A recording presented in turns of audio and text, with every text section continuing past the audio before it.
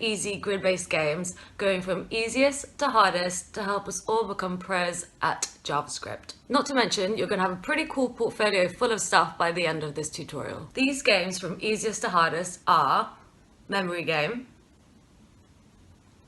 Whack-A-Mole, Connect 4, Nokia 3310 Snake, Space Invaders, Frogger, and Tetris. I think my favorite game is definitely Tetris. What I would suggest is that you do each game from the easiest to the hardest. Don't just jump in the middle and start with, I don't know, Frogger. This is because I'm going to be covering functions at the beginning. For example, querySelector, that we're going to use in literally every single game, but I'm not going to go into detail about it in any tutorial after the one that we cover it in. So if you start us at the end, you're literally going to not know, well, the majority of the inbuilt functions we're going to be talking about. I'm going to be incorporating as many inbuilt JavaScript functions as I possibly can, so by the end of this course you should be pretty confident using all of them. If you want a full list of the inbuilt functions we're going to cover, please do look below. I'm going to include that in the description along with the games that we're going to cover. As always, I'm going to go with bare minimum styling. This is so that you can take the project and make it your own. So let's get going.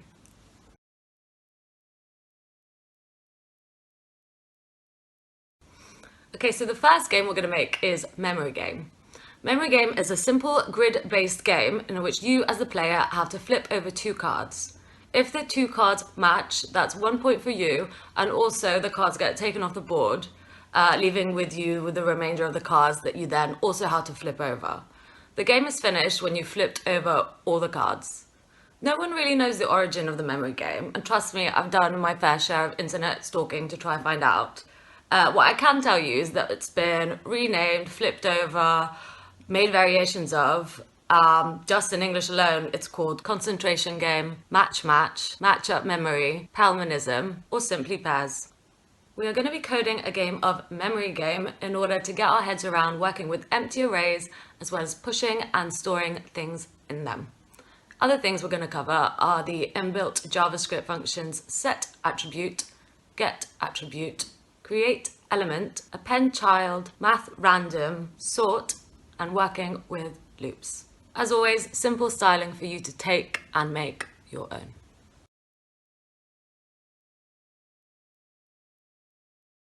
So let's set up our folder to have our app.js file, index.html file, style CSS file in the root, along with an images folder for all the images we are going to use.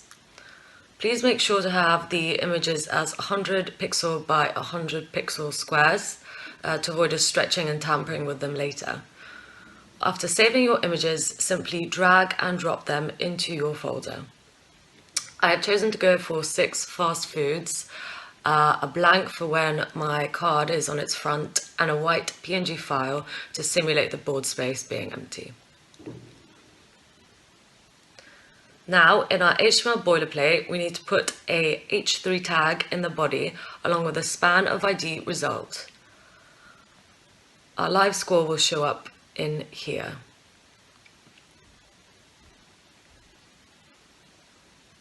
Next, we create a div with the class name of grid. This is where our game grid will be created.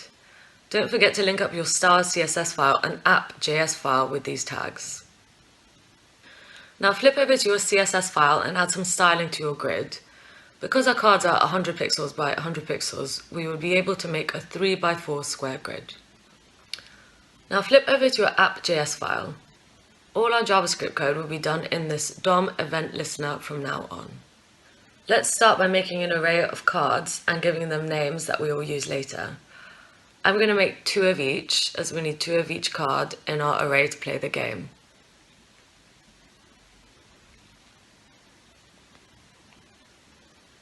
You will see here that I am simply naming the card, and for the image I'm writing the relative path to each image. Okay, now we're going to create our game board. First, using querySelector, I'm going to pick out the element with the class name of grid from my HTML and define it as grid for our JavaScript. Now, using a for loop, I'm going to loop over my card array, and for each card, I'm going to create an image element. I'm going to call this element card. For each card, I'm going to set as an attribute, linking it to the image with relative path image, blank, PNG. I'm also going to give each one a data ID and loop over each one to give them an ID that goes from 0 to 11, as we have 12 cards in total in our card array. We will then add an event listener to listen out to if the cards have been clicked on and invoke a flip card function. I will comment this out for now as we have not written this function quite yet. Finally, all these cards, or technically image elements with different IDs we've created, we're going to put into the div with a class name of grid using appendChild. Now let's invoke the function and flip over to our browser. And done, let's carry on. So to make our game work, we need to do two more things: check for matched and flip your card. Let's start by writing flip card as we saw in our function above. Let's set a variable of card ID. In this, we are simply getting the data ID attribute we created in the createBoard function above. We will now make an empty array of cards chosen.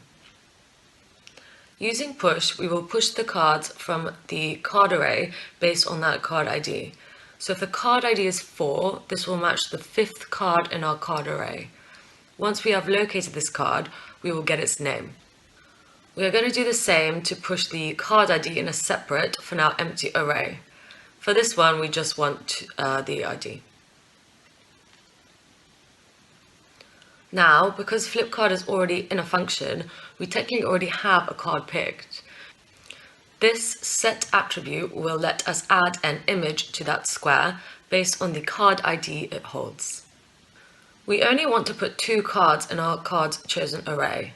So with this if statement, we are saying that if the cards chosen array is equal to 2, we want to invoke the function for check for match. This set timeout will give us some buffer time so the whole thing doesn't happen too quickly.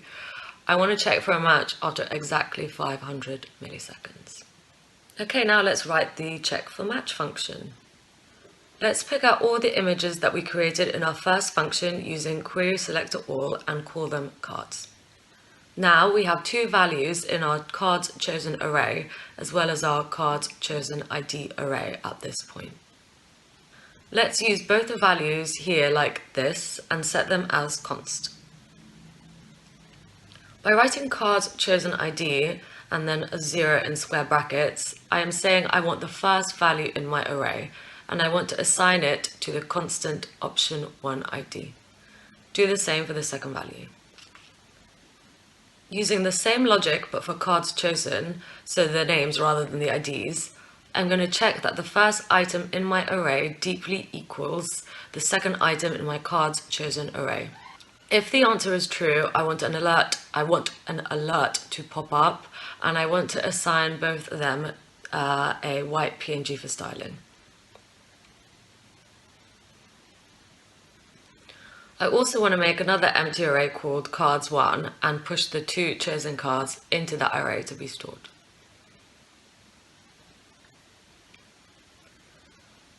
If the cards don't match, I want to flip the card back over to be played again, so visually giving them a blank PNG and send an alert.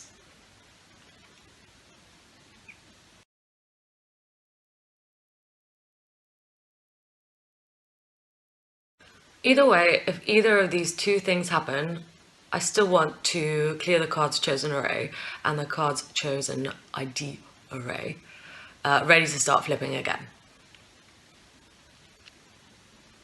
So now we are collecting cards 1. It will be cool to convert this into a score and display this to the user via the browser. By picking out the span element with the ID result from our HTML, we can do this using text content.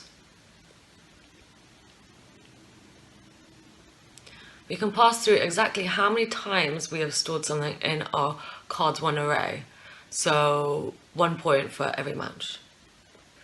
If the cards1 deeply equal the length of our cards array divided by 2, we know we have collected all the possible cards in our cards array. Let's then alert the user of this via the browser, like this.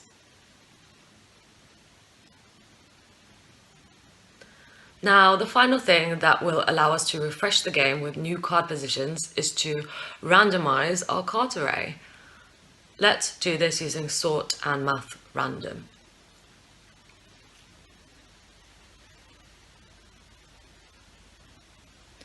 And there you have it, your very own memory game. Again, I'm not gone to town on styling simply because otherwise we would be here for way too long. But please have a go yourself. Comment below if you have any questions. And yeah, let me know if you have any other ideas for games I can make. I'm all ears. Thanks. Let's first make sure we have the right files in our folder.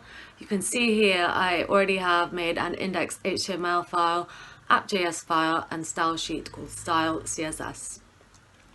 As you can see, I've gone ahead and set out our HTML for the project. The first thing we need to do is see that our HTML boilerplate, I have added a link to our CSS file right here on line 6.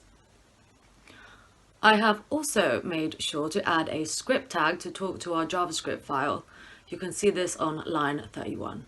We also have some H2 headers with IDs, one for score and one for time left. I have also gone ahead and added a div with the class name of grid, with 9 divs inside. Each div has a unique ID that we will use later, as well as a general class name of square.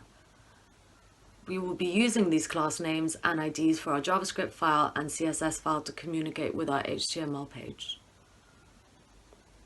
So now let's flip over to our CSS file in order to render our divs into a visual grid in the browser. Using .square, I am looking for class names called square in our HTML file. This is what dot essentially means, class name. I am giving them each 200 pixel width and height, as well as some additional styling. Feel free to go wild with your own colors, border styles, and fills. If you save the file and open up your browser by right-clicking the index.html file, this is what you should see. 9 divs we just styled stacked on top of each other. Using class name grid, we will now make sure these squares are put into a grid shape. We will do this by using display flex and flex flow to make our divs stack left to right and stack over each other whilst being entered and constrained into a height and width of the overall grid. Let's go back to our browser and refresh. And this is now what we see. For the mole class name, I'm going to show you how to add an image to a div. Type the following like so, then drop the JPEG file into your project.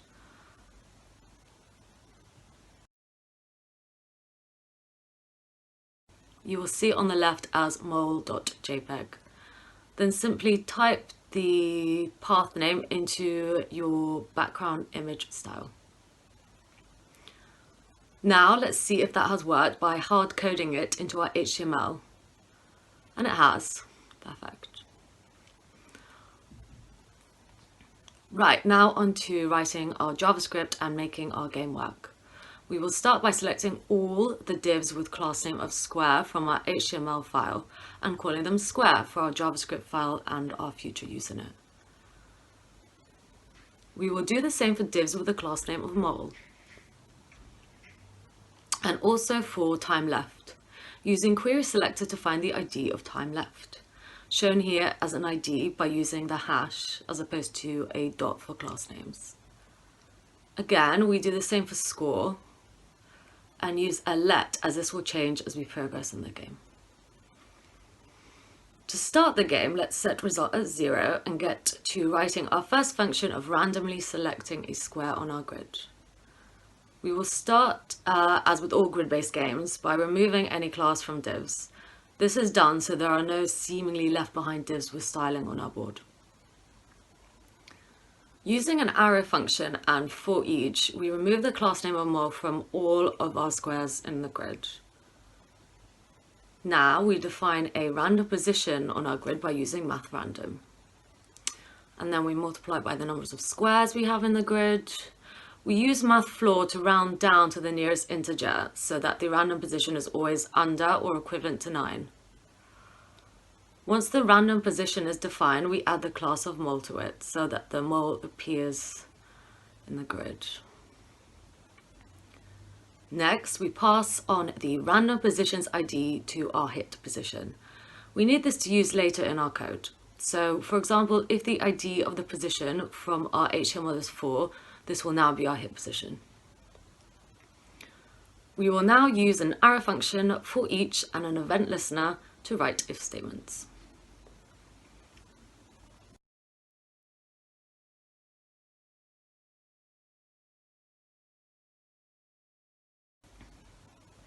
The event listener of mouse up refers to when we hit our mouse on an element. On this occasion, it means if we hit with our mouse and the ID of that div equals our hit position, we win. And we add 1 point to our result. We then use text content to visually display that result in the browser. Now, we need to write a function that will move the mol every so often. We can set this time interval ourselves. We start by setting the timer ID as null, then using setInterval to make the function random square run every 1000 milliseconds. You can obviously change this to whatever time you want. Let's invoke this function like so and see it in action. Great, now let's remove that function to uninvoke it and get to writing how much time we have left in the game for that extra suspense. Let's scroll to the top and let current time be the inner context of the header 2 with ID time left. Now let's write our countdown function. This function will make our current time go down by 1 incrementally. Show this new time in the browser, and if the current time reaches 0, we have a game over.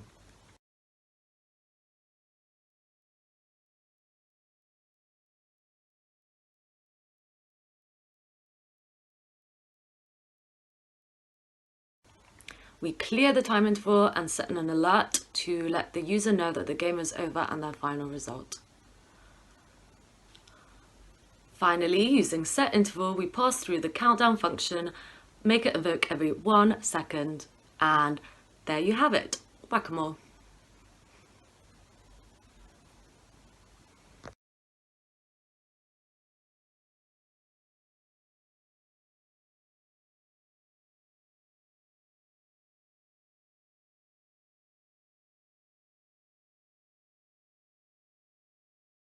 Hi and welcome back to the JavaScript Games course. In this tutorial we're going to be coding Connect For as well as focusing on onclick events for this game. If you haven't watched the 2 previous tutorials before this, I strongly recommend you do. We're going to be using things like query selectors and event listeners that we did cover in the previous ones, so if you're not comfortable with them, please watch those videos before attempting this one. As always, we're going to do simple styling. This is so that you can get the project, make it your own. So I'm literally going to be focusing maybe like max 5 minutes on the style sheet. Connect For is a simple grid-based game in which you as the user have to drop a chip down into one of the columns to take your place. After you've taken your place, the second player will take their turn. Please bear in mind for this game, obviously we can't really have gravity, so we're just going to use the bottom grid as the bottom grid, meaning that if you want to put a chip in a space that doesn't have a chip below it, you're not going to be able to, right? So the point of the game is to get 4 in a row. This is either in a column or row, but also diagonally. The first player to do this wins. Okay, so let's get going.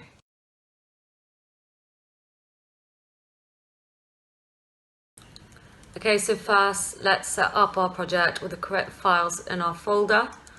We will have the app.js for our JavaScript, index.html for our HTML code, and style CSS for our CSS styling. In your HTML file, add a div with a class name grid with enough divs inside to make a 7x6 grid, so 42 divs. We also need to add 7 more divs to the bottom with the class name taken. This will be the bottom of our grid. Add a span with the ID current player so we can display the current player to the user, like this. And also one for result so we can see who wins in the event of a win.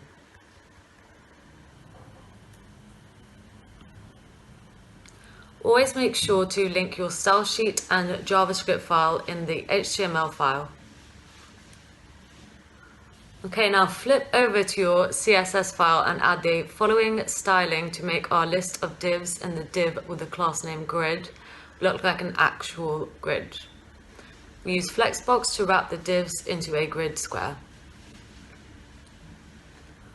We will also be passing our player 1 and player 2 colors here, like this. Okay, now flip over to your JavaScript file and add a DOM event listener like this. All your JavaScript code will be done in the event listener from now on.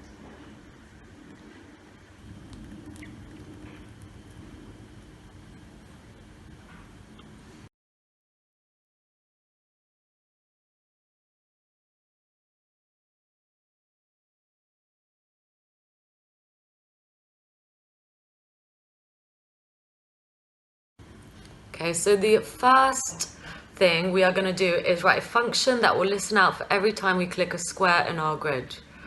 We will start off by writing a loop to loop over each square, then a function to add it on click to it.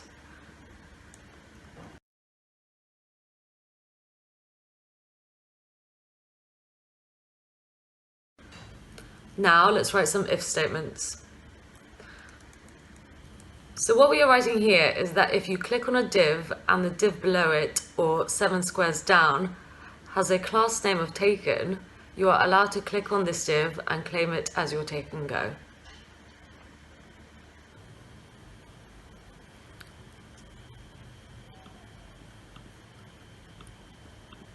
Right, so if you can go and if you are player 1, add a class name of taken to that square. Also add a class name of player 1 to that square so we can visually see where you have chosen to place your go in the browser.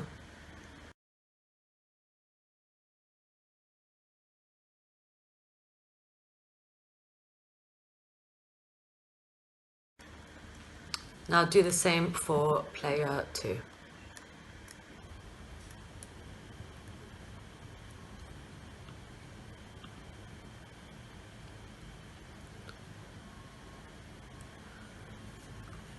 If you aren't in a square that is one up from one with the class name taken, an alert saying you can't go here will pop up. Now let's open our browser to see if this works. Okay, great. Now let's check the board for a win or lose with a checkboard function. First, we need to declare what a winning combination actually is on our board. I actually found these somewhere online, so I have cheated and I'm passing this on to you so we don't have to figure this out ourselves, otherwise we'll be here all day. Okay, now again using a loop, we are essentially plugging in values to the squares on our grid. This is so we can check if these squares are in a winning array and also contain the class name player 1.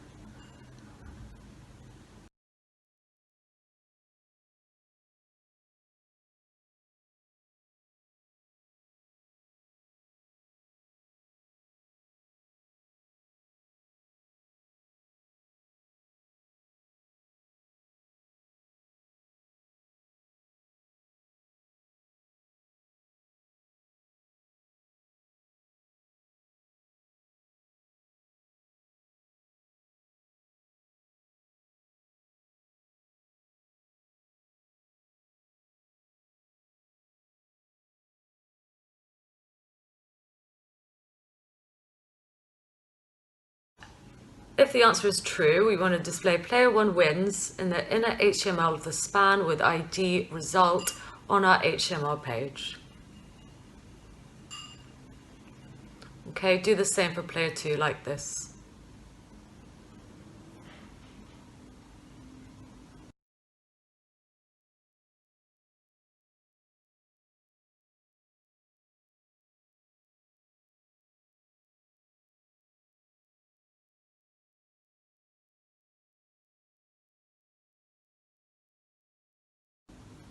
Finally, on each click of the squares in our grid, we want to add an event listener and pass through the checkboard function.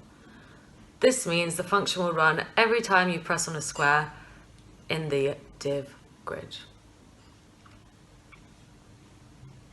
Okay, there you have it. Thanks for listening. If you have any questions, please do let me know.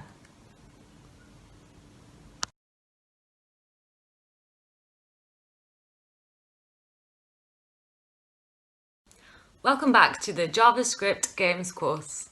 Today we're going to be teaching you how to make your own Nokia 3310 Snake. For those of you who have never owned a Nokia 3310, Snake is a simple grid-based game in which the snake, or array, is going to be chasing a little apple on the screen. So you're going to be controlling the snake. It's been going like this. It's going to be on a timer, obviously. It's going to keep going, so you're just going to control it. And once it gets the apple, it's going to give you points, but it's also going to speed up in time. So that's going to be quite cool to build. We're going to be using a lot of setIntervals and createIntervals as well for this game. We are now on game 4 out of 7 of this course. In this game, you're going to be learning how to use key codes, which are really cool. I'll talk about them later, as well as pop, unshift, push, and going over functions that we've previously learned in the 4 previous games. So key codes are pretty awesome. A key code is literally the code associated with the ones on your keyboard. So for example, if I want to say start the game by pressing, I don't know, the G on your keyboard, we can do that. That's pretty cool. I'm going to be going into that in a lot more detail in the game along with switch cases. So if you're interested in that, please start my video and let's get going.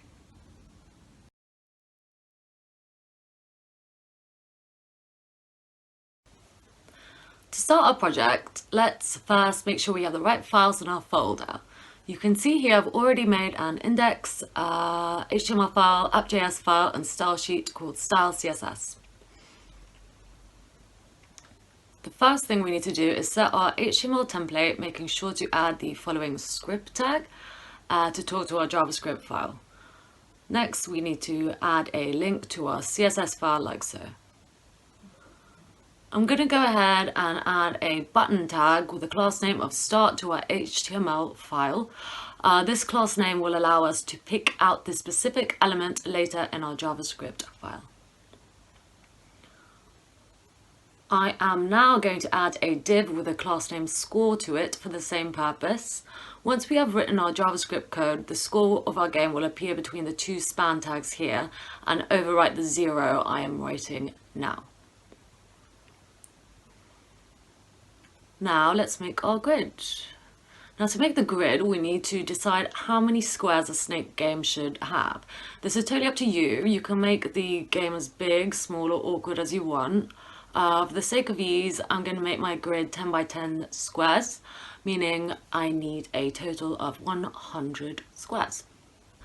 Now let's make our grid actually look like a grid by flipping over to our style sheet and adding some stuff. Using .grid, I am looking for a class name called grid. This is what the dot essentially means, class name.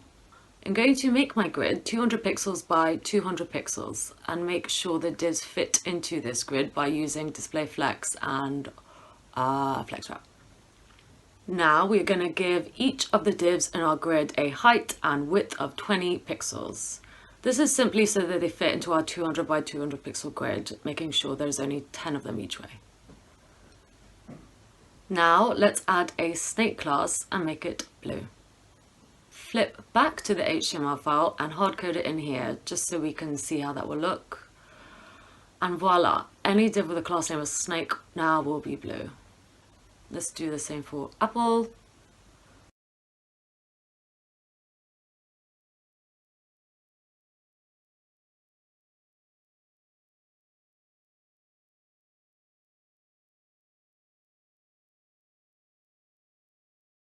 Now let's get to writing some JavaScript and making our game work. Add an event listener like so. From now on, all our code will be in this event listener. Now we need to pick up the elements from our HTML file by class name, as I mentioned before. For this, we will use document query selectors. What we are telling the file to do is select all the divs in the div with class name of grid and call them squares for the file. We will also select the span element and call it the score display, and select the button with the class name of start. Note the dot here is for class name, and call it start button. Now we just need to set the width so our JavaScript file knows, as we have not told it yet. Our current index, so the first div in our grid, it is important to know that by writing 0, we mean it's the first, item or element. It's just how the computer starts counting when there's arrays involved. So now let's set up our apple index at 0 for the time being. Now let's draw our snake. As you can imagine, we will need to differentiate between what is the head and what is the tail. From now on, all divs that have a value of 2 will be the head, and all divs with a value of 0 will be the tail. For body parts, we will use 1s, and this array will now be our snake. Direction we're going to state as 1, meaning that the snake should always go 1 div down the array, i.e. right. And then we need to state the score, speed, interval time, and interval.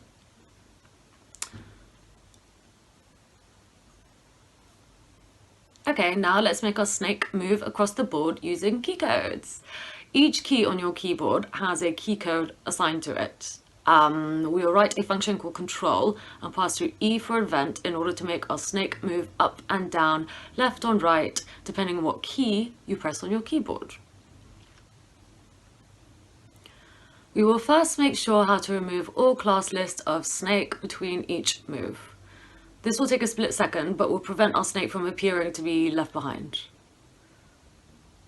Now we will write an if statement stating if we press the right arrow button on our keyboard, the snake will go right, or in other words, down one space in our grid array. Now let's do the same for the up arrow, making sure our snake goes into the 10th position back from its current position in the array, as this is what we set our width to. The result of this is that snake will appear to move up one whole row. Now let's finish off by writing the same for the left arrow button and the down arrow button.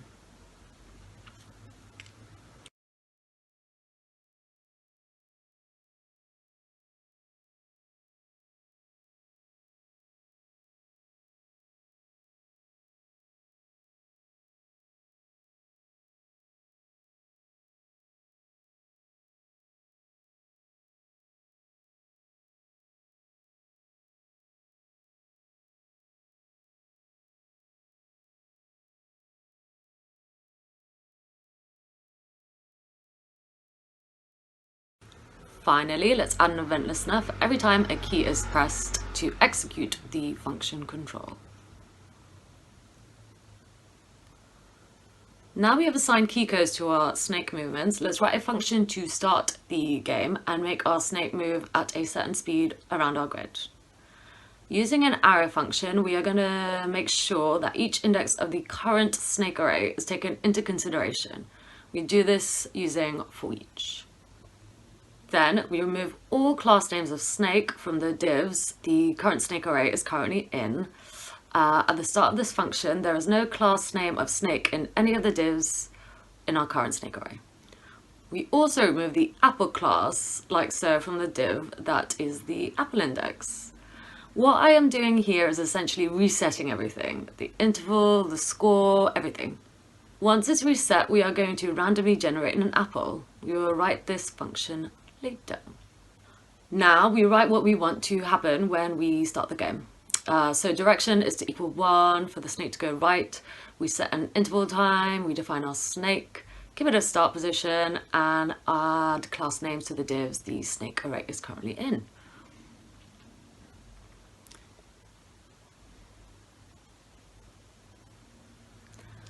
Now we need to pass through the interval time and a function we will write called moveOutcomes. This function will deal with any and all outcomes for our decisions to move the snake. It will deal with collisions, wins, and score setting. Let's plan for what the snake needs to do by writing out like so.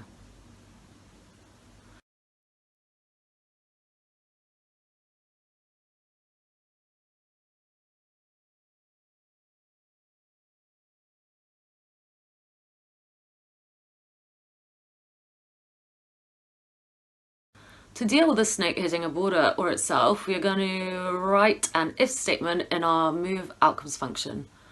First of all, it's important to see that we are dealing with the snake's head at the moment, and we are using width to figure out where on the grid the snake head is. We need to do this to figure out when the snake head is in any of the squares at the bottom of our grid, or indicated by the 2 parallel lines, or on the right side of our grid, and so on.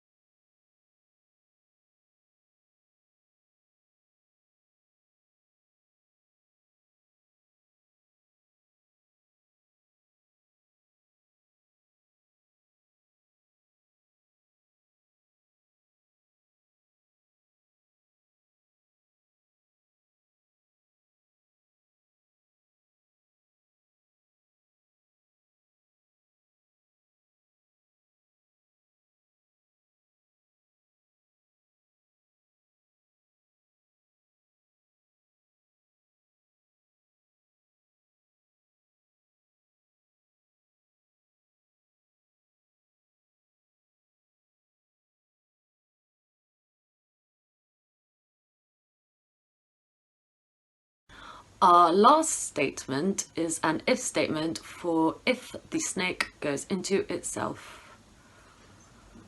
Oops, we need another or here. Right, so if any of the above happen, the following is returned. We clear the interval.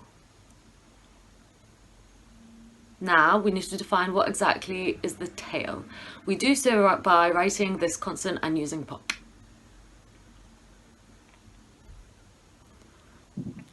Now let's remove the class name of snake from the tail and give a direction to just the head of the snake.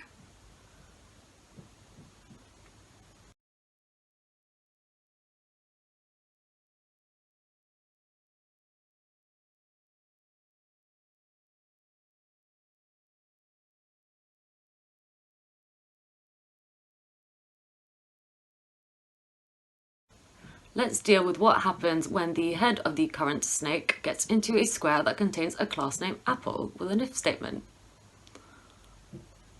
Once again, we start with removing the apple class name for a clean slate, then adding a class to the newly added tail of the snake, making it appear to grow longer.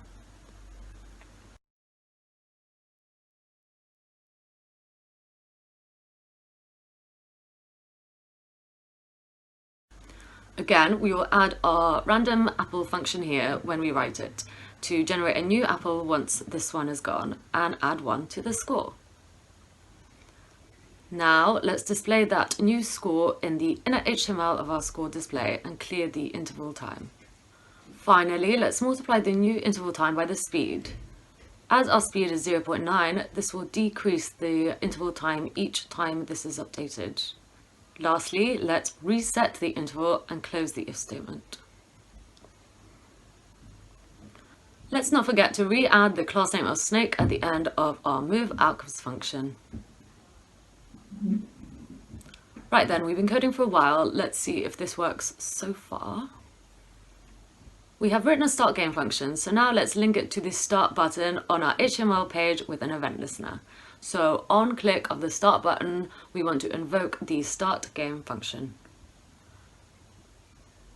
And it works.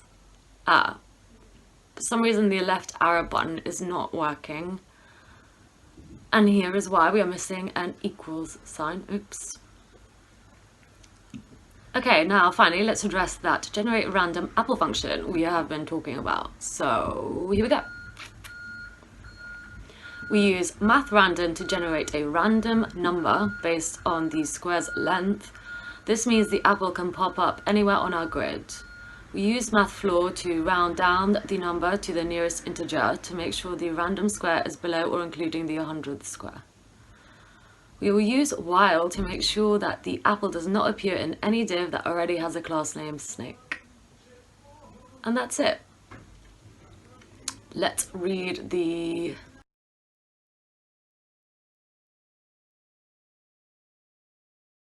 Let's re-add the commented out random apple function in our code. Let's get rid of the hard-coded classes in our HTML. And there we go. We now have a fully functioning game of Snake.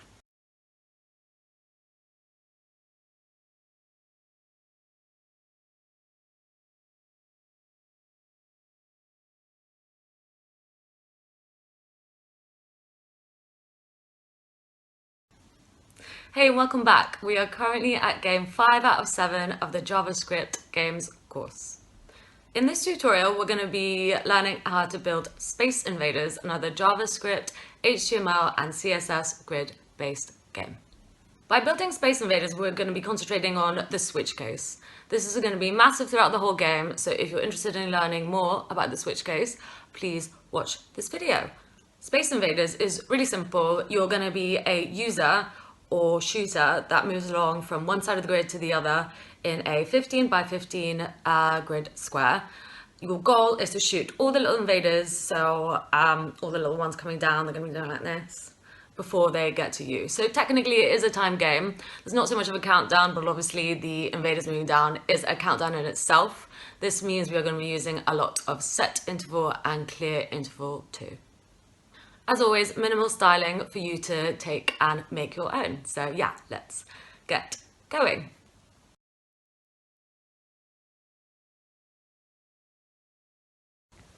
So as always, let's make sure to link up your style CSS file with a link tag and app.js file with a script tag in your HTML file. Let's start off by adding an h3 tag where we can display our score. Let's add a span with an ID of result here so we can display the score as well as play our game. Next, let's add a div with a class name of grid. In it, we will put 11 by 11. Actually, let's make it bigger. Let's make it 15 by 15 squares for our game. So a total of 225 divs that we will style as squares in our style CSS file. Let's flip over to that now. Let's apply some styling to our grid to make it look like an actual grid, as well as the grid divs inside of it. We are using a width and a height of 300 pixels here, meaning that the height and the width of our squares need to be 20 pixels in order to make sure 15 squares fit on a line before being wrapped over themselves to make a second row.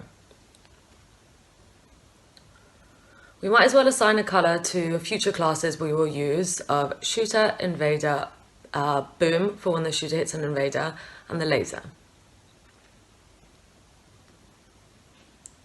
Let's open the HTML file path in our browser to check that looks fine.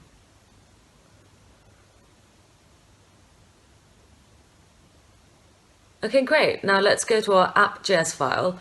We start off by adding a DOM event listener. All our JavaScript code will go inside this event listener from now on. Now let's pick out the classes and IDs we have defined using query selectors. As there is more than one element that is considered a div in inside the element with the class name grid, we need to make sure that to use querySelector all for the squares.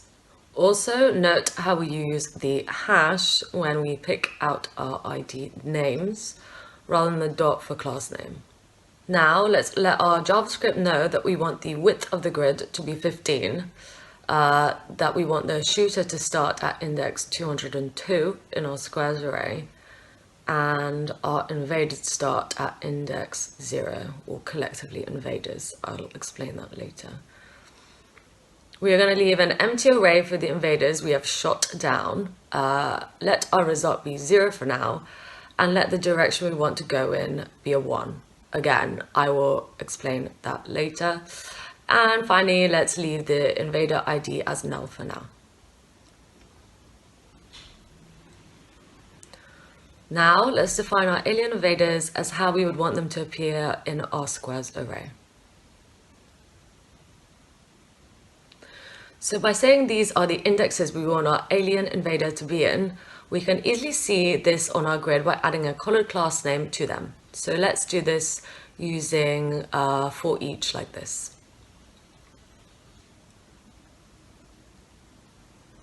So in the array alien invaders, for each item in the array, we will choose to call invader. I will pass this through our squares and any current index value there might be. So in this case, 0. And then I want to add a class list invader to that square. We set this at purple as purple in our style sheet, so let's see if that works. Let's flip over to our browser and perfect, it works. Now the best part of this is that we can control all the positions of all the invaders in our alien array thanks to the current invader index. Try this yourself by changing the value from 0 to 5 in your file. Okay, let's do the same for shooter. Flip over to our browser to check, and let's carry on. Now we need to make our shooter move across the grid, but not go up or down. For this, we're going to look at key codes, which are the codes given to the keys on your keyboard. Let's write a function called moveShooter and pass through E for event.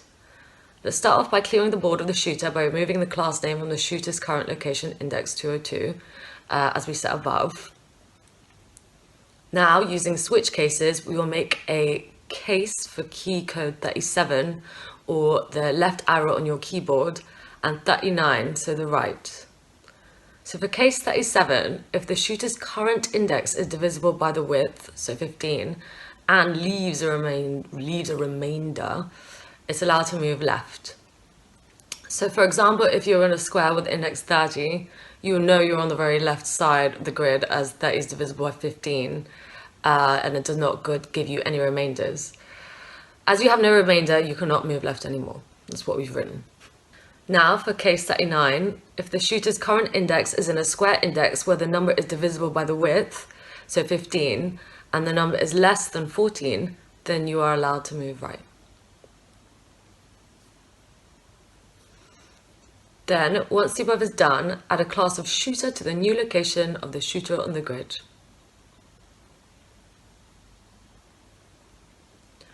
Finally, let's add an event listener for the key down action that triggers the move shooter function each time you put one of the keys we discussed down on your keyboard.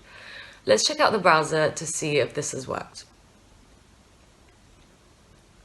Okay, great. Now let's move on. Let's move the alien invaders from one side of the grid to the other, moving down a row each time. We will now write a function called moveInvaders that we will put on a time loop.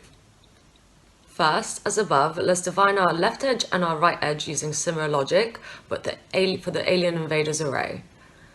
This is trickier as we need to apply the logic to the first item in the array for checking if we're on the left edge, and apply the logic to the last item, so the last alien, in our alien invader array to check if we're at the right edge. If we don't do this, our aliens will just carry on going through and what we see is the right edge and look really weird. So make sure to do that.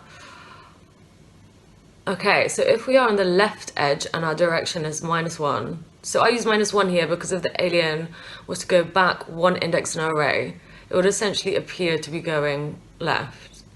So if both these things are true, or we are at the right edge and the direction is currently +1, we want to get a directional value of 15. So it will move down a whole row in our grid. If the direction is already 15, we carry on with the same logic as above. So if you have the left edge, change direction to be positive, else carry on going left by keeping the direction as -1. Now let's move over the alien invader array to move any invaders. Loop over again to add the new direction to all the items in the alien array. And loop over again to add the class of invader to the new location of all the aliens in the array or items. Now let's write some logic that decides if the game is over. If the square in our current shooter has a class name that contains invader and shooter, the game is over. This is because the alien invader has got to the, shooter, as in it's got to the same square. We display the game over in our browser using text content and add a boom class just for fun. We also clear the time interval for the game like this.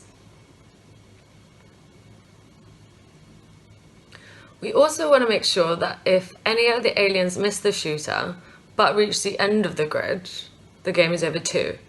We do so by declaring that if any aliens are in the last 15 squares of the grid, the game is over.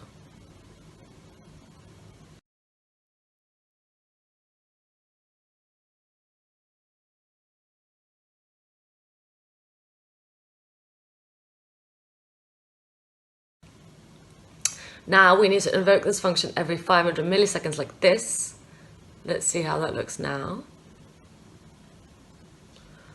Okay, great. Finally, we need to write a function that allows us to shoot at the alien to try win and gain points. We will do so by passing through an event, or E, through our function shoot. Let's declare laser ID as null and add a new current index for the laser.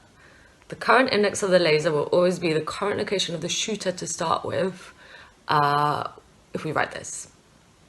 So it's always going to go to the shooter and go poo. These two declarations need to be in only the scope of this function for this to work, by the way.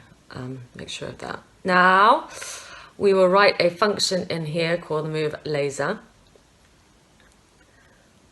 Very similarly, we remove the laser from its current starting position and square, this time removing a whole width for it to appear to be moving up our grid, so minus 15 squares.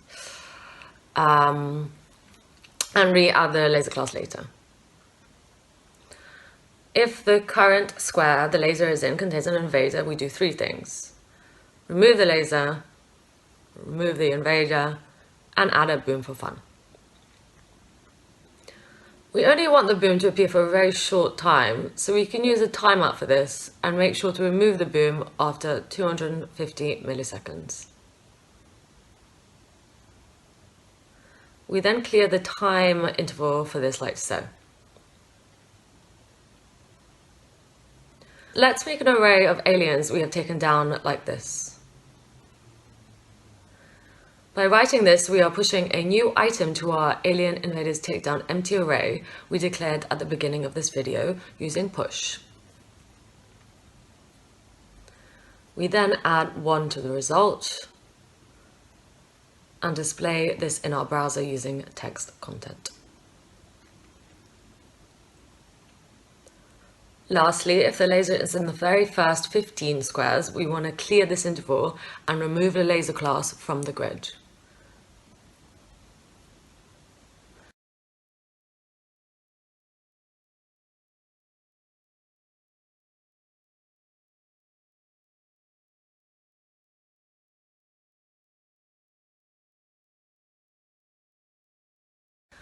We want all of this to happen when we press the spacebar. Using logic we learned above, we add an event listener and pass through an event or E for the key code 32, which is the spacebar on your keyboard. We then pass through the move laser function on a 100 millisecond interval like this.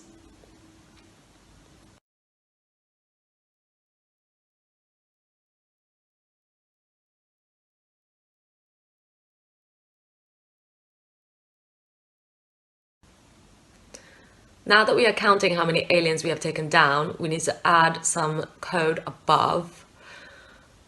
Using bang, we are writing here that if the alien takedown array does not include this space, you can add an invader class. This means that we will not be re-adding invaders once they are shot.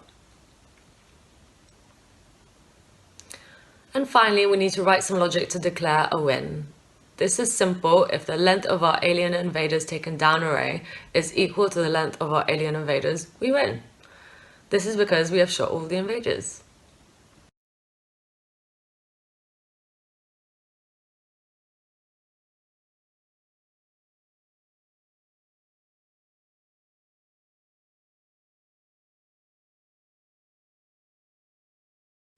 Okay, now let's flip over to play. Okay, I can see it doesn't like my event listener. Let's change this to a switch case, because I know that works. Even though there's only one option in the switch case, I mean, it's gonna work, so I'm just gonna use it.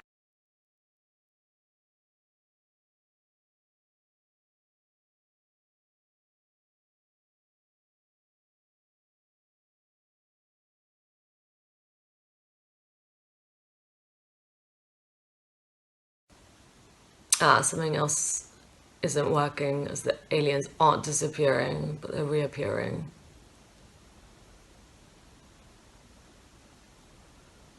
Okay, we forgot to add a class list here. Oops. And there we have it, your very own Space Invader game. If you have any other questions about the game, please let me know below, and I'll try to get back to you. Thank you.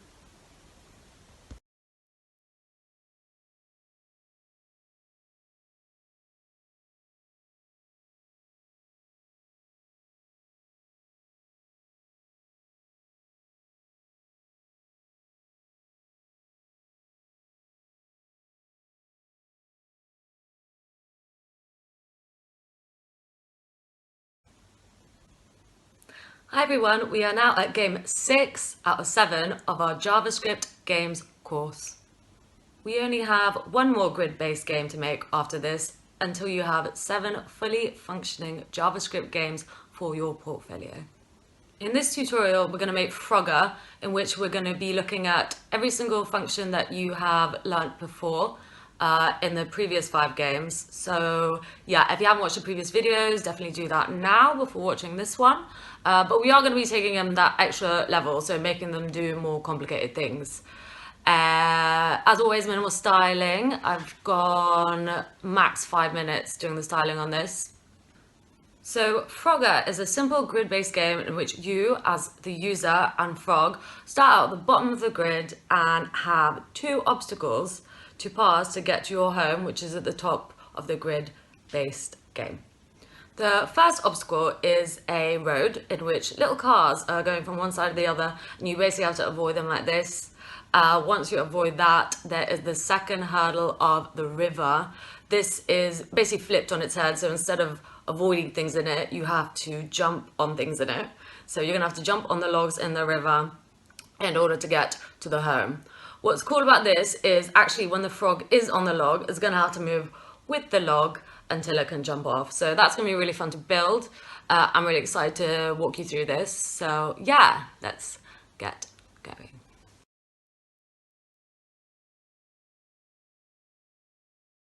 So first, let's set up our project with the correct files in our folder.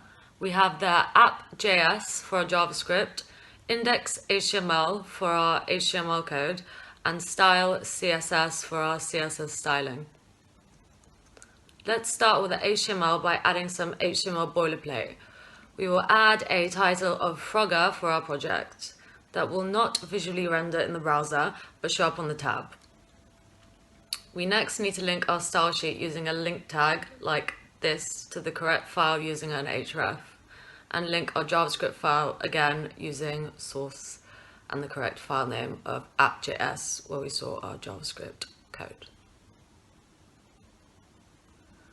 Now we have that, let's do some basic visualization of the grid and add a start and pause button for the game, and an h3 tag letting us know how much time we have left or whether we have won or lost.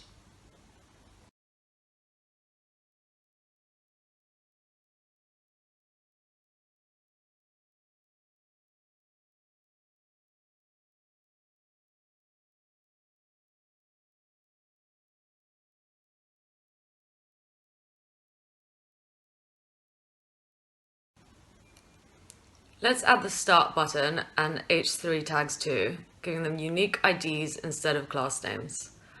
I am also going to hard code the time left to display as 20.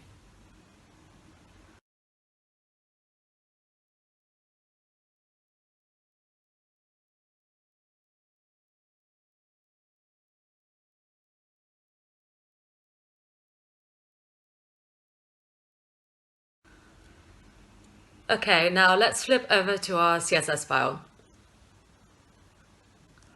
Add the following styling to make our list of divs in the HTML look like an actual grid.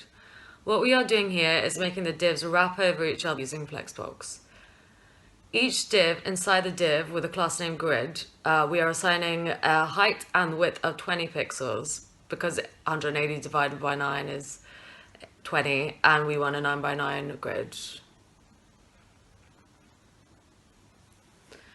So now right-click your index.html file to open it in the browser, and this is what we will see.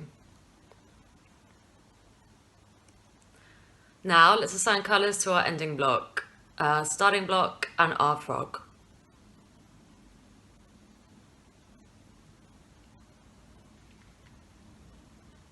Flip back to your HTML file and hard code these into the 5th div down and the 5th from the bottom.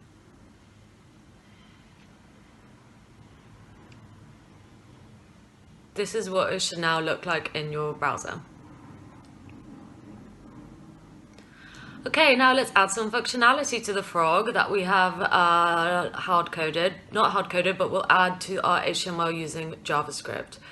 Flip over to your app.js file and add an event listener like this. Okay, all our code will be done in this event listener. Now let's pick out elements from our HTML file using constants and query selectors like this. Note how we use querySelector all for the divs inside the div with the class name grid. This is because we want all the divs in there. And also see how we use dot for class names and hashes for picking out IDs.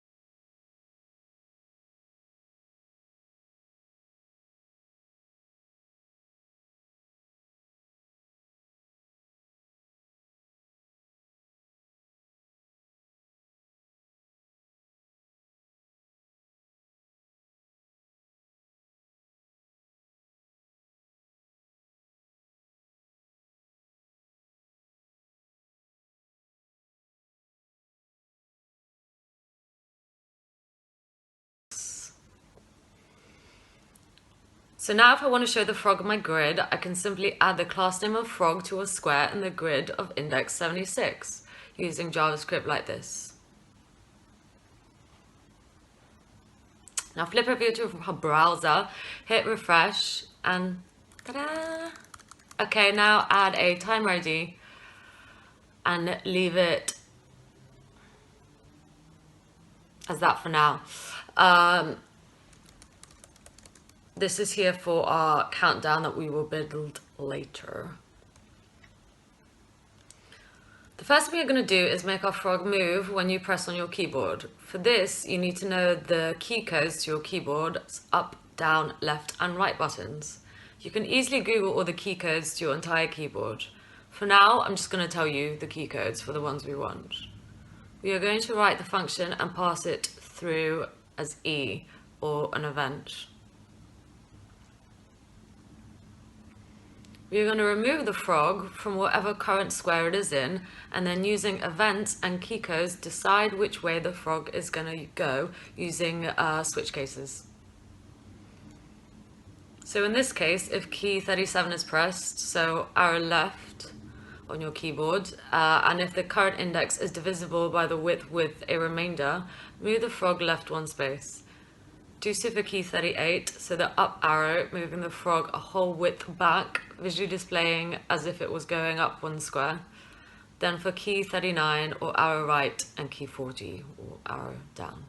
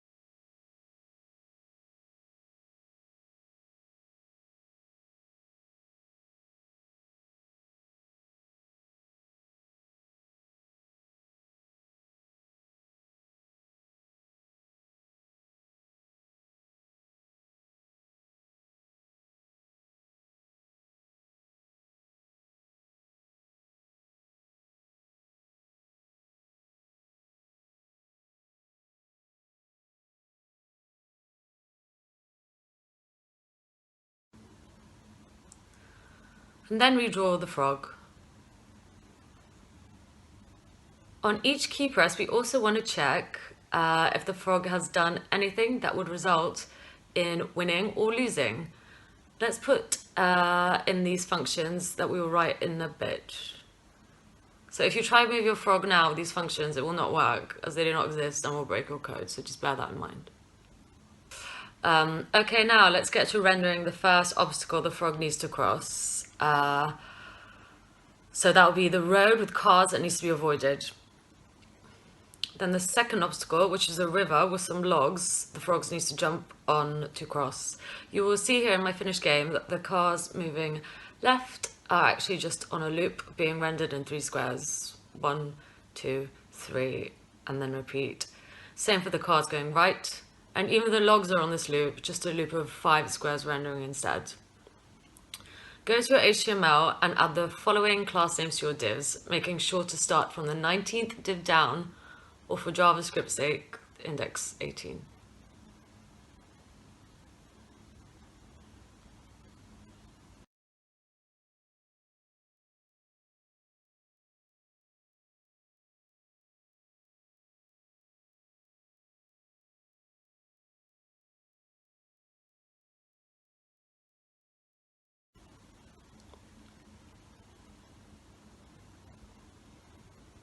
And the same for the road, so div 46, but index 45.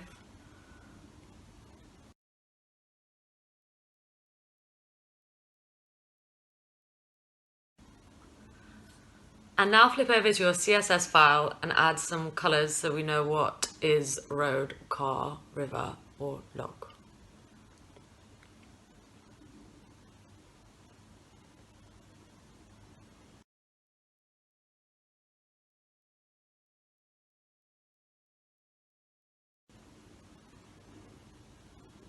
Now save and refresh the browser. And there we go. We can see a road, a river, some logs, and some cars.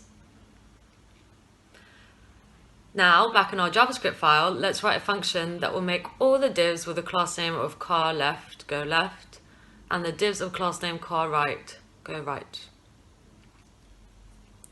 First, let's pick out these divs from HTML and add that to the top of our project. We might as well add the others too.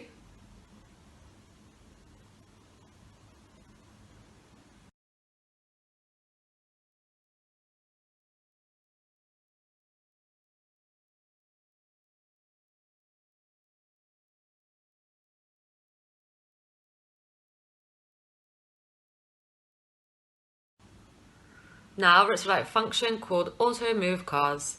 In this function, we will use arrow functions that will allow us to give a name to individual divs from all our divs called carsLeft and pass them through a function. We will do this using forEach.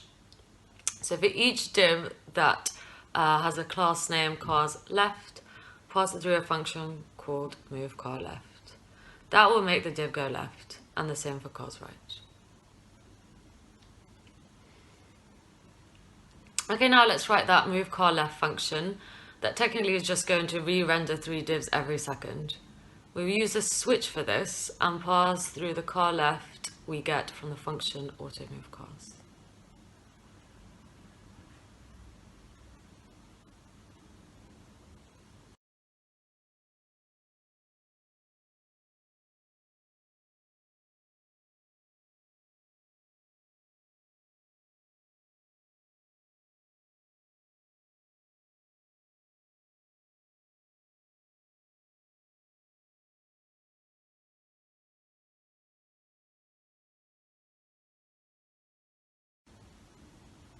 Now let's write the loop for the car moving right on the same logic as above.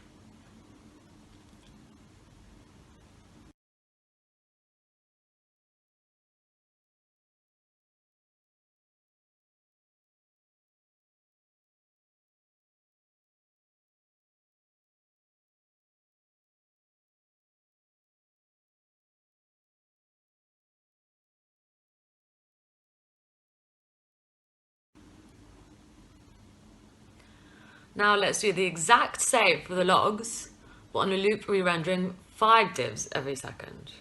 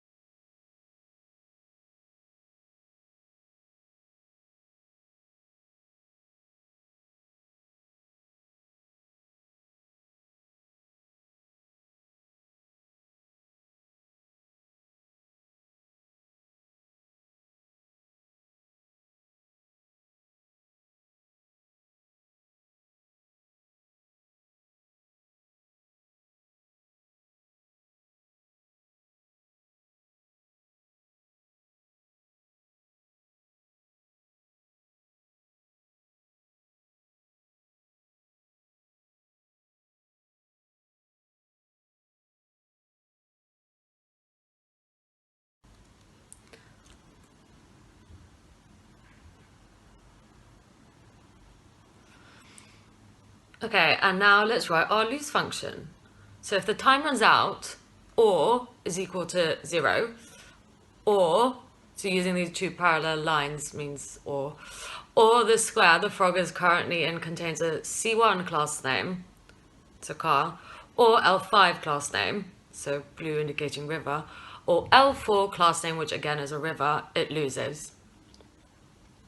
Again, we display the losing message, remove the frog, clear the timer from the countdown, and stop the frog moving.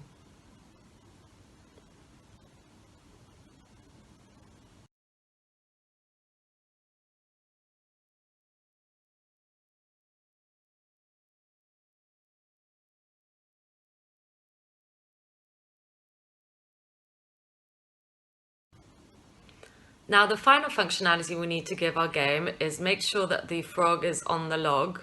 So when it's on the log, it moves with the log. So in the river, or if the frog is in the squares with index of bigger than or equal to 27 and smaller to 35, move the frog left. It doesn't matter that we're actually including the river divs in here as well. The frog automatically loses if it goes in these, so don't worry about that, that's fine. Okay, do the same for the right.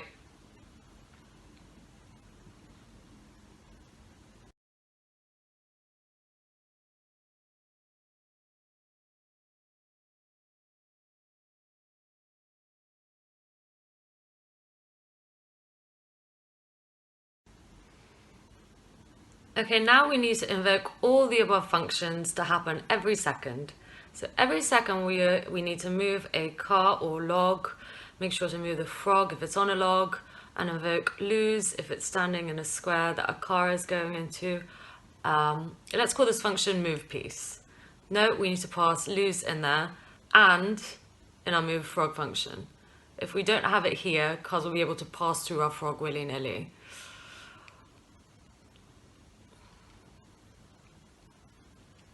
You also need to add logic to make our current time go down by 1 every second, and update the time left div in our HTML to show this to our user. Finally, we need to pass through the move piece function into a countdown that goes down every second. We do this by adding an event listener to a start button. We will also be making the button double up as a pause button, which is quite cool. So on click, we do an if-else statement. By using setInterval like this, we are making sure the move pieces function is invoked every second until the timer ID equals 0. We also want to make sure that the frog can only move when the game has started. So we add in our event listener to start the move frog function we wrote above here. As you can see, something's not working. Let's have a look. It's because I need to use document querySelector all, because we're selecting all the divs. So let's change that here and here.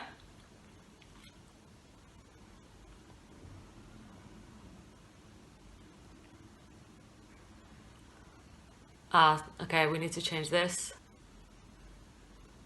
And there you have it, your very own Frogger game. I hope you like my tutorial. Feel free to comment if you'd like some more information or if I haven't explained something very well. Please do subscribe for more videos. I'm really into making grid-based games at the moment in pure JavaScript, so if you can think of any cool ones, let me know and I'll try have a go at it. Thank you.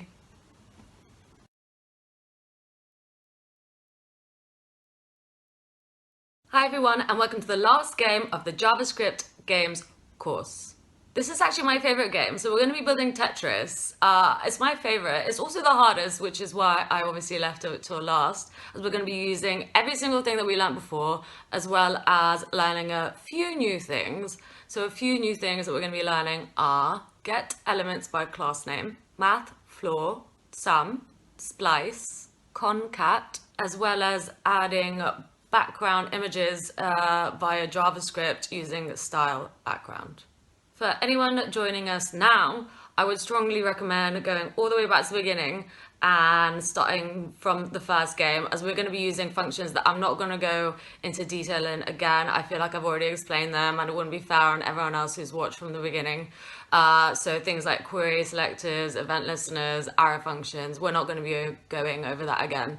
So yeah, definitely go back. Tetris is a 1984 video game invented by Soviet engineer Alexei Payetnov. It is a grid-based game that has 7 shapes, or technically tetraminos, that you need to navigate all the way down the grid in order to fill up at the bottom. When you fill up exactly a row, this will disappear, but also give you points. The cool part about this is that the shapes are going to rotate, so we're going to learn how to rotate these shapes in JavaScript, as well as move them down from left and right and so on. The other cool thing that we're going to do is display the shape that's about to come down. So I don't know if you've seen Tetris, but usually there's a grid. But there's also like a little side thing that will display the shape that's literally about to come down after you finish having your go. There is a reason why I saved this game till last. It is pretty hard, so if you're feeling brave, let's get going.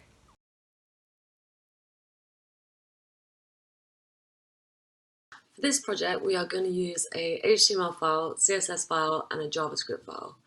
Make sure to set up your files accordingly. Next, we need to add the following script tag into the head of your HTML file. It will point you to your JavaScript file and your app folder file through the source attribute. Next, add an event listener to your JavaScript file like so. First of all, to make the game, we need to decide on our grid size. For this video, I have chosen 10 squares width by 20 squares height. So from now on, consider each square to be one div on your HTML file. This gives a total of 200 divs on our HTML file. If you flip over to your HTML file, please add a total of 200 divs. Please put these divs in a div itself and give it a class name of grid. For the purpose of teaching, I'm going to give each of these divs a color of yellow in my CSS file and a height and width so we can see them as squares like so. As you can see, because divs are programmed to be in block, this is what happens in our browser.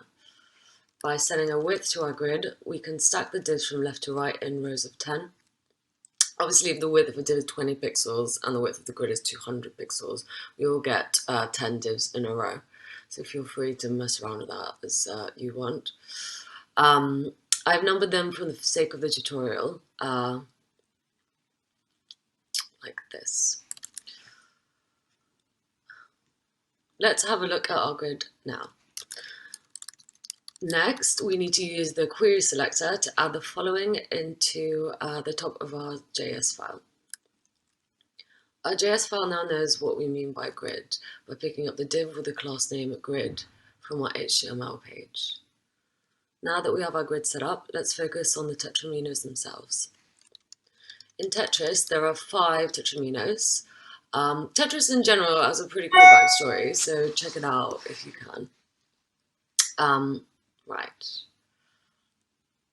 Their official names are the L tetramino, Z tetraminos, T tetramino, O tetramino, and I tetramino. As you can see here, I've put them in 4x4 grids to accommodate for their rotational axis. Based on my drawing, we are now able to draw the tetraminos as constants with their 4 rotations, using the constant of width as set above. We have set the width as 10, so let's take the starting position as 0 and start drawing our tetraminos out on the grid, each with their 4 rotations.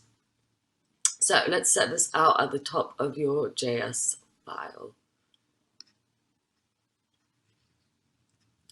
Now that we have our 5 tetraminos with their 4 rotations, let's put them in an array and call them the tetraminos.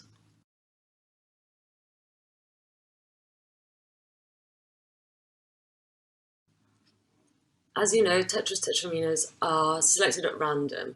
We will now need to write something that will randomly select a tetramino from our tetraminos array.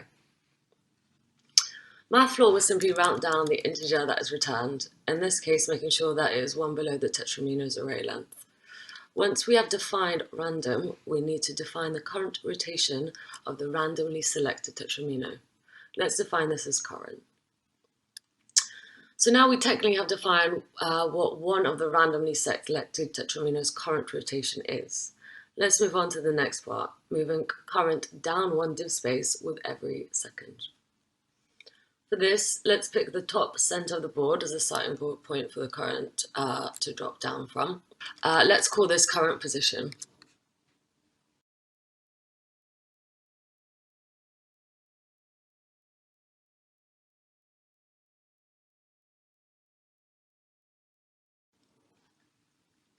We are now going to visually move the tetramino down by drawing it and undrawing it in divs. For this, we are going to have to assign a class name to the divs we want to visually display a tetramino shape in. So let's put this at the top of our file. Again, using querySelector all this time. Now go to your CSS file and add the following. From now on, all divs with a class name block will be blue.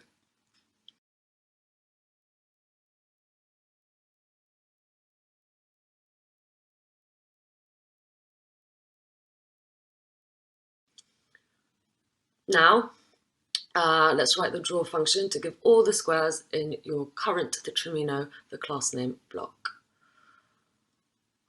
I've also written some code to give each tetromino a randomly selected color from an array. You can choose this if you want, but we're not going to do it now because it's not really necessary for the game to work. Again, head over to my GitHub if you want to check that out. Right, so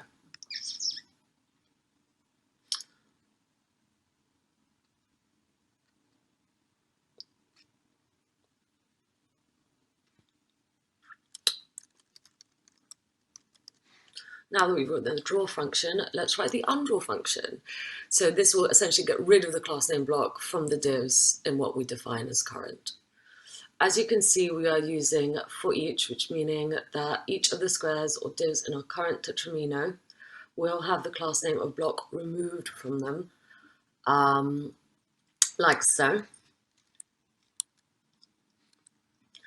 Right, now that we've done that, we need to write two more functions. Actually, let's get the move down function out of the way first. So just to speed up moving down. We will do this like so. It simply adds the width to visually display the shape moving down. I have added the freeze function here. I'm adding it so that you know it's necessary to put this in the move down function to stop the current tetromino when it reaches the end of the grid. We will write this function towards the end of the tutorial. If you want to invoke the move down function earlier than this, please take out the freeze function. Okay, now I'm going to write the move right function. A lot is going on here. I'm going to write a reminder that we need the current tetromino to move left if it hits the right edge of the grid. We do not want the tetromino crossing over into the other side of our grid. We also don't want it to go through other frozen pieces. Okay, so function move right goes like this. First we undraw the space, then we define what is the right edge and what happens to the current tetromino when it is in it. Next, we write what happens when the shape is not in the right edge, i.e. freeze to move right, but adding 1 to the current position. Now finally, if any of the squares in our current tetromino go into a div containing block 2, we also want it to move left, so appearing as if the shape hasn't moved at all. This block 2 is what I've defined as a frozen shape. Finally, we redraw the tetromino. Now go to your CSS file and add a block 2. All our frozen shapes will now appear as purple. Let's do the same for moving our tetrominoes left, using the same logic as above. You will notice I use modulus here. This is saying that if our shape has a square in div 10, div 20, div 30, and so on, it is divisible by our set width and needs a remainder of 0. Remember that we count the first item in our array as 0, so div 10 is actually div 11 in our physically drawn divs in our HTML.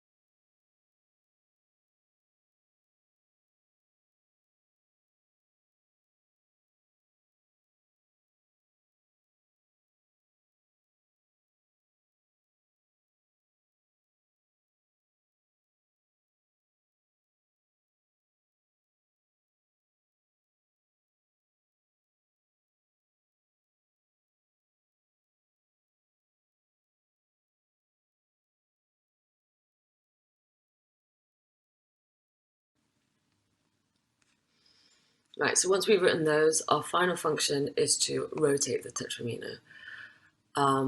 This is actually us just skipping to the next rotation in the current rotation array of each tetramino. So again, it's a visual trick, making it look like it's rotated. We write this simply like so.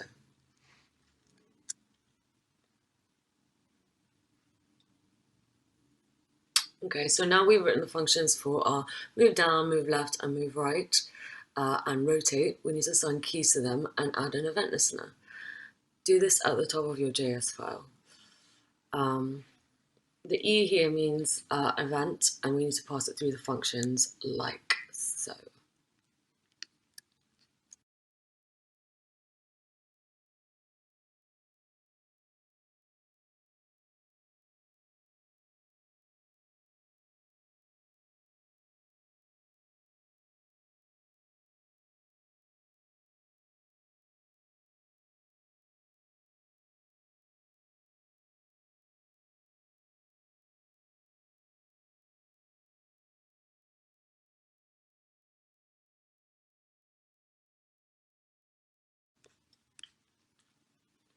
Okay, so now we can move the tetramino around on the board and rotate it. Great. We now need to decide what happens if the tetramino with class name block hits the bottom of the board or a frozen tetramino of class name block 2. First, let's decide that the bottom of the board is defined as anything with div class name block 3, right? So we're going to add another block class name. Go back to your CSS file and like before, add the following. Now go into your HTML file and hardcode block 3 as a class name into the last 10 divs. You should see this show up in your browser like so. Great. Okay, now as everyone knows in Tetris you can actually see the upcoming tetraminos in your game. Let's quickly create this feature by writing a function called display shape and adding some code to our HTML so we can see what's happening. I'm going to use a lot of logic we have used before to make the small grid, a 4x4 grid to display our display squares, even creating a new small tetramino array.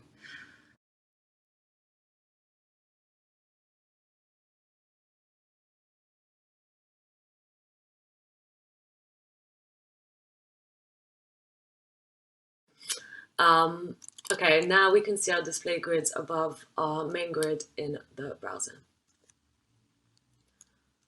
Again, we need our JavaScript to know what we mean when I say using constant display squares. So we need to add this querySelector here. Now, using the same logic, let's write how we are going to see the previous shaped tetraminos in our display squares. We need to set a new width for the small grid. Also a new index. Let's call this display index. Now, just like before, we are going to write out our 5 tetraminos. However, this time we do not need all 4 rotations.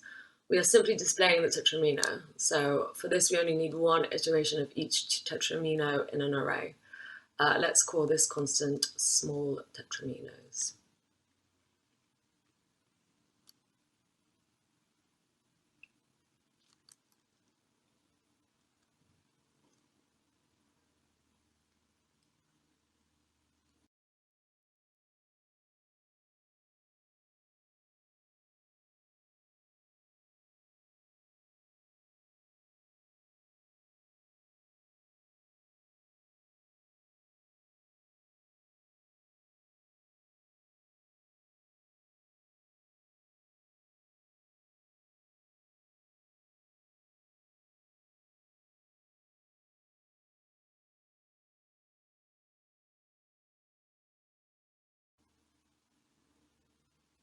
And now let's write the function display shape.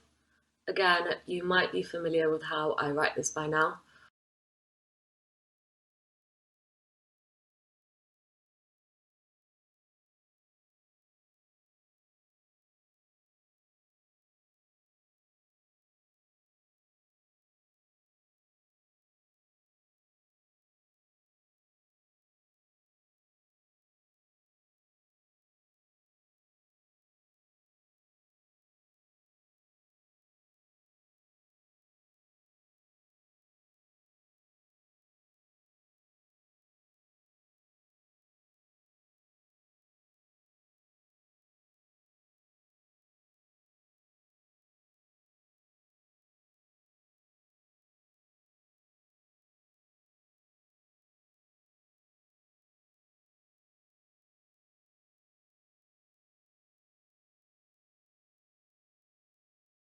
We will also be selecting the small tetraminos at random.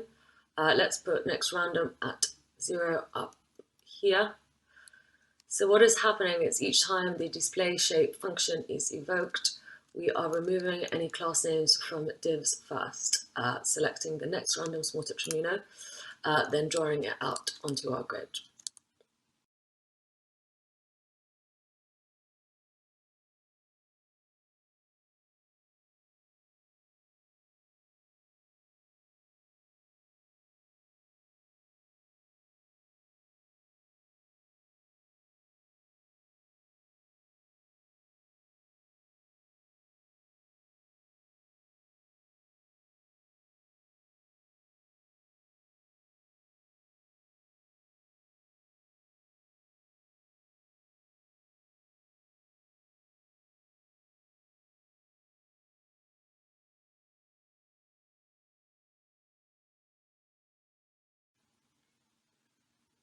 Let's see if it works by invoking the function here.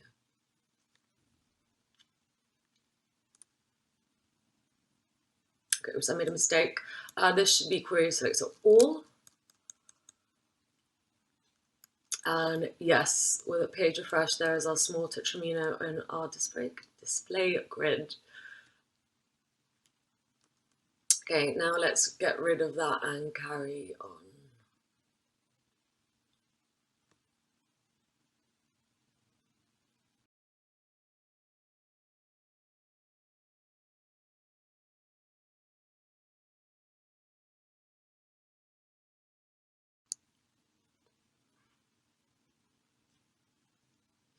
Now let's go back to the freeze function that I mentioned previously in the move down function. A lot will be happening in the freeze function. We need to freeze the tetramino if any or some of its squares enter with a square containing block 3, so the bottom of our grid essentially, or if the squares enter a div with the class name block 2, so frozen squares. If any of the two above happen, we need to turn all the squares in the current tetramino to block 2 squares.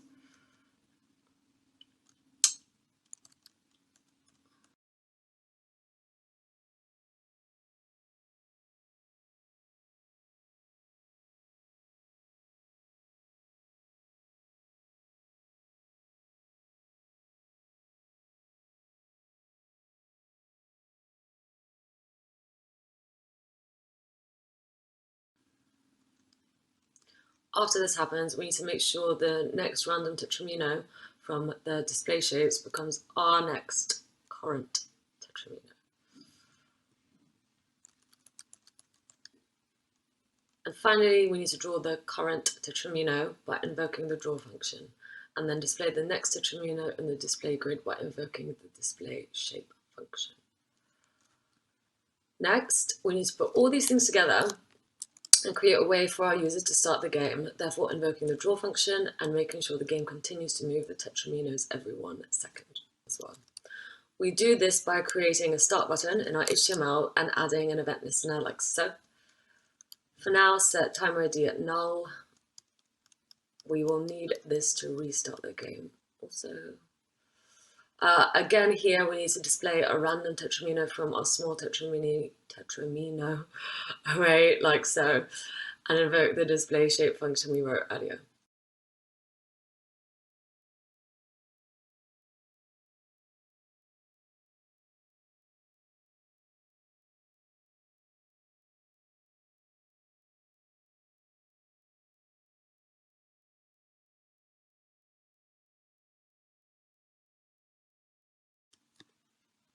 So now go into your HTML and add a button.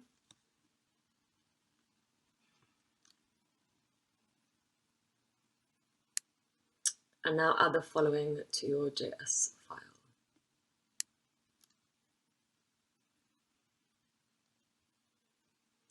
You will now see in your browser that upon pressing start, the draw function and the display function will be invoked, as well as the timer.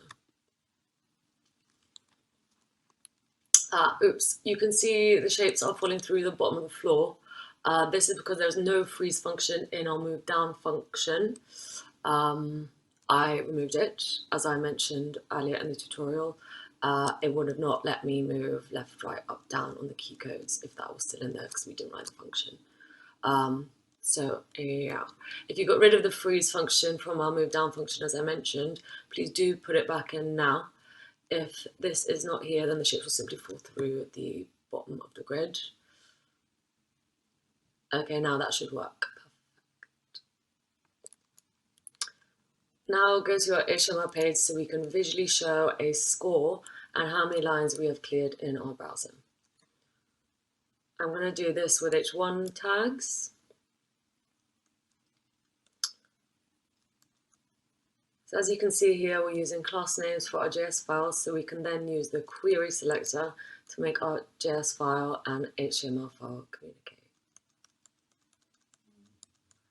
Let's add the following to the top of our JavaScript file, so score and lines.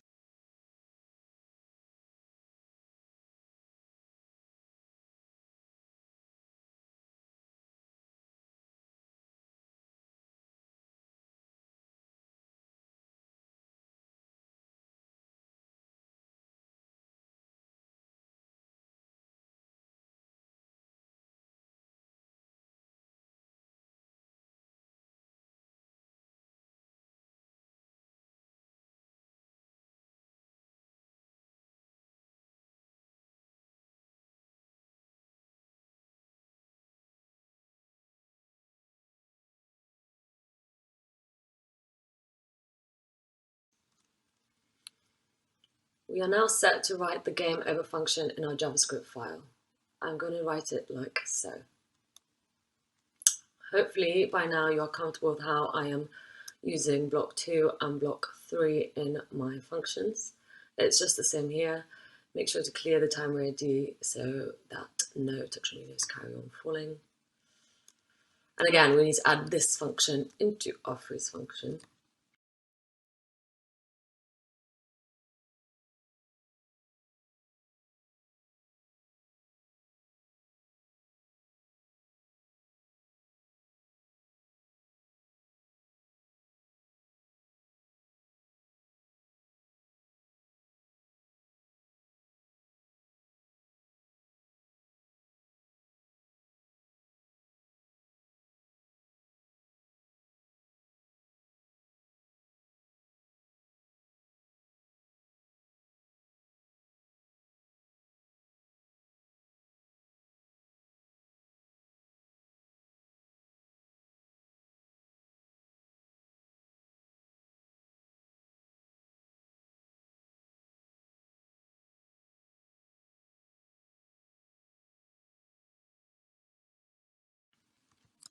And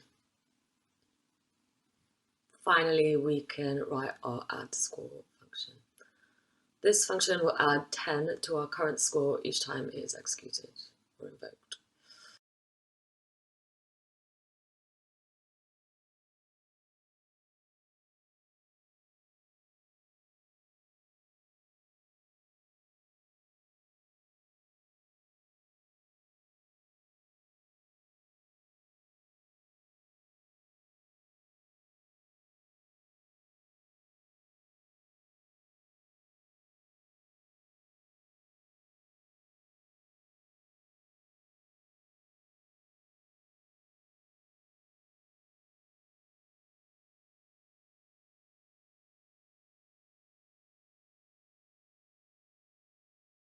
Let's start by defining a constant row, like this.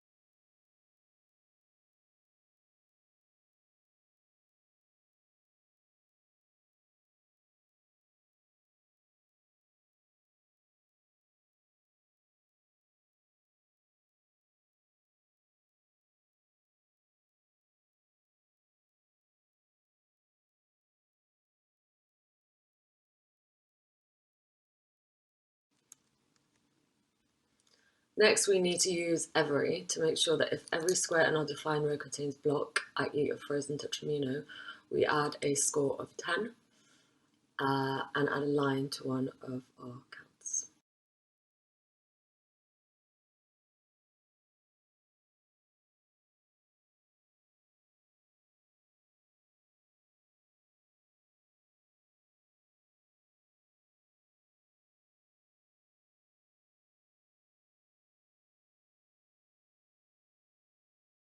So our line count. And now we want to display this in our browser. We can do this using inner HTML, like so.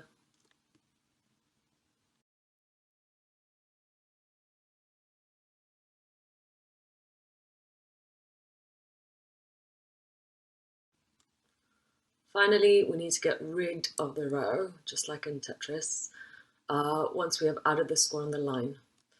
We will do so using remove. Now to move the removed row down one, we will use splice. Splice will cut out the current index we're at plus our defined width of 10. So in other words, the whole row.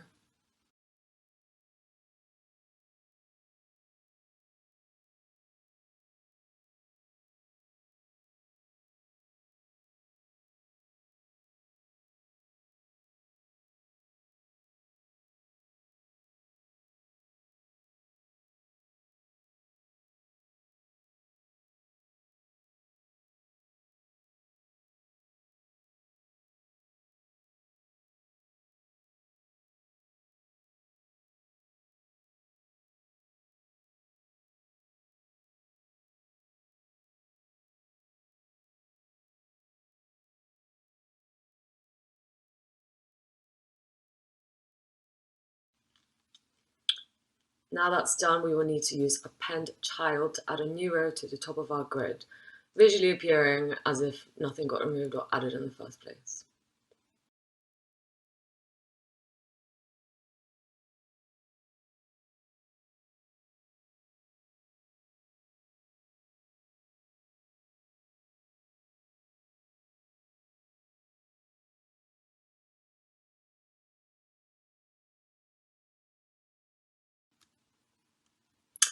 And there you have it, my game of Tetris. As mentioned, this is my first video